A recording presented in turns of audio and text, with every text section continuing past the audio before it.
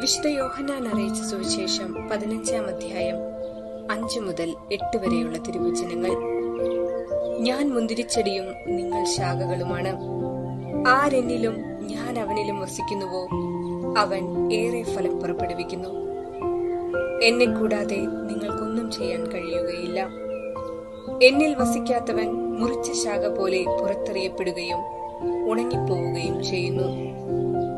അത്തരം കമ്പുകൾ ശേഖരിച്ച് തീയിലിട്ട് കത്തിച്ചു കളയുന്നു. നിങ്ങൾ എന്നിൽ വസിക്കുകയും എന്റെ വാക്കുകൾ നിങ്ങളിൽ നിലനിൽക്കുകയും ചെയ്യുന്നെങ്കിൽ ഇഷ്ടമുള്ളത് ചോദിച്ചുകൊള്ളുക, നിങ്ങൾക്ക് ലഭിക്കും.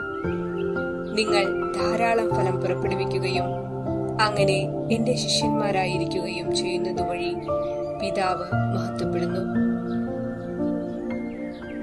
ഓർമ്മിക്കുക, നമ്മിൽ നിന്നും ധാരാളം ഫലം പ്രതീക്ഷിച്ച് കാത്തിരിക്കുന്ന ഒരു തമ്പുരാൻ നമുക്കുണ്ട്. നമുക്കറിയാവുന്ന ഒന്നാണ് ചെടികൾ വെട്ടിയൊരുക്കപ്പെടുന്നത്.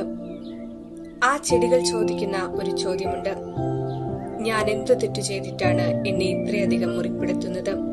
അതിന് തോട്ടക്കാരൻ നൽകിയ മറുപടി ശ്രദ്ധേയമാണ്: ഞാൻ നിന്നെ വേദനിപ്പിക്കുവാൻ ചെയ്യുന്നതല്ല, മറിച്ച് നിന്നെ വെട്ടിയൊരുക്കപ്പെടുമ്പോൾ നിന്റെ ഭംഗിയും സൗന്ദര്യവും മറ്റുള്ളവർ ആസ്വദിക്കുന്നത് കാണുമ്പോൾ എനിക്കുണ്ടാകുന്ന സന്തോഷം എത്ര വലുതാണെന്ന് നീ അറിയുന്നുവോ?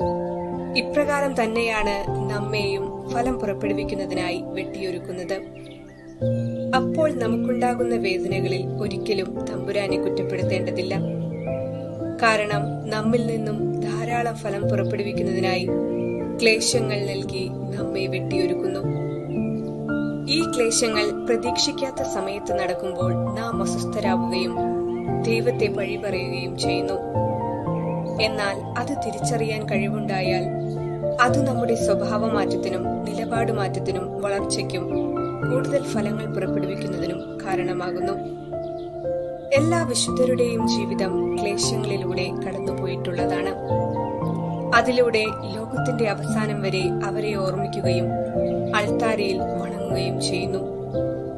മദർ തെരേസ ഒരിക്കൽ പറയുകയുണ്ടായി: നിശബ്ദതയുടെ ഫലം പ്രാർത്ഥനയും, പ്രാർത്ഥനയുടെ ഫലം വിശ്വാസവും, വിശ്വാസത്തിന്റെ ഫലം സ്നേഹവും, സ്നേഹത്തിന്റെ ഫലം ശുശ്രൂഷയും, ശുശ്രൂഷയുടെ ഫലം സമാധാനവുമാണെന്ന്. സമാധാനം എന്ന ഫലം പുറപ്പെടുവിക്കുവാൻ നാം നിശബ്ദതയെ സ്നേഹിക്കുന്നവരും വിശ്വാസത്തോടെ പ്രാർത്ഥിക്കുന്നവരും സ്നേഹത്തോടെ ശുശ്രൂഷ ചെയ്യുന്നവരുമാകണം.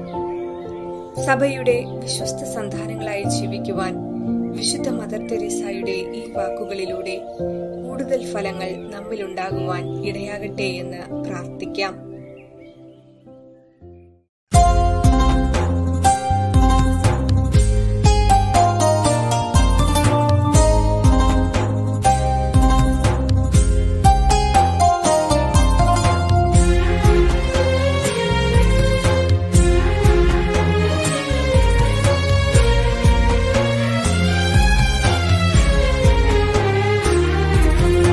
എന്നും വെയിൽ കൊള്ളും തണൽ മരങ്ങൾ ആനന്ദമോടെ തണലേകും പോൽ സോദരർക്കായി സ്വയം ഇല്ലാതാകുവാൻ വലുതാകും വഴികൾ ആഹ്ലാദമോടെ കാണുവാനും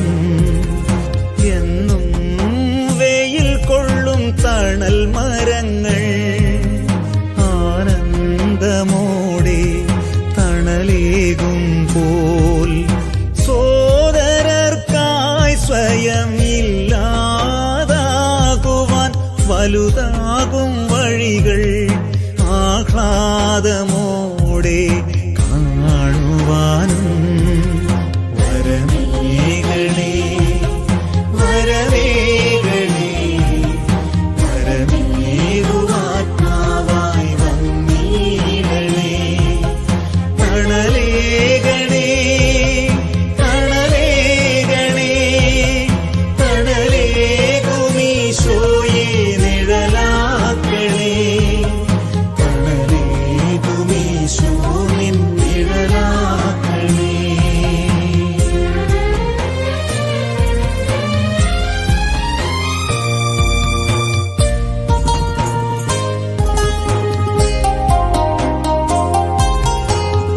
എല്ലാം നേടി എല്ലാമാകാൻ കൊതിക്കുന്നു ലോകം ഈശോയേ. എല്ലാം നേടി എല്ലാമാകാൻ കൊതിക്കുന്നു ലോകം ഈശോയേ. എല്ലാമേകി ശൂന്യനായി തീർന്നു നീ മാത്രമല്ലോ ഈശോയേ. നിന്ദാനമാം രക്ഷാവഴിയിൽ എന്നെ നയിക്കൂ ഈശോയേ.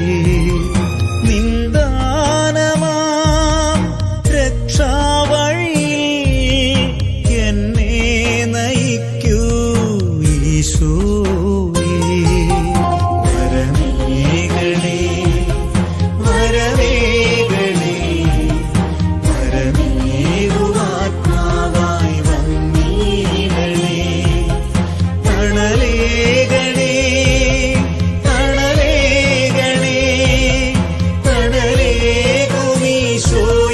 നിഴലാക്കണേ തണലേകുമീശോ നിൻ നിഴലാക്കണേ.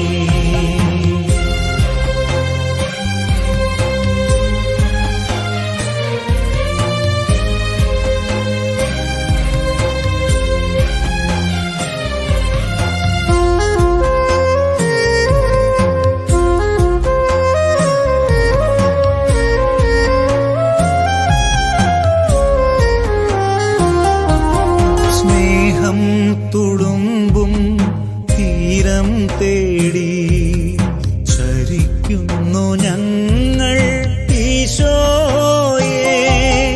സ്നേഹം തുളുമ്പും തീരം തേടി ചരിക്കുന്നു ഞങ്ങൾ ഈശോയേ. നിറതാലമേന്തി തിന്മകളെങ്ങും വരവേൽപ്പിനായി നിരന്നിടുന്നു. ഈ യാത്രയിൽ കൂട്ടാകണേ പാദങ്ങളിൽ വിളക്കാകണേ.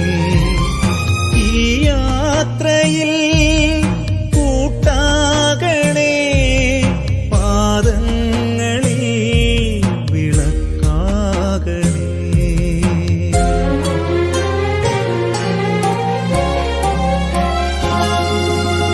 എന്നും വെയിൽ കൊള്ളും തണൽ മരങ്ങൾ ആനന്ദമോടെ തണലേകും പോൽ സോദരർക്കായി സ്വയം ഇല്ലാതാകുവാൻ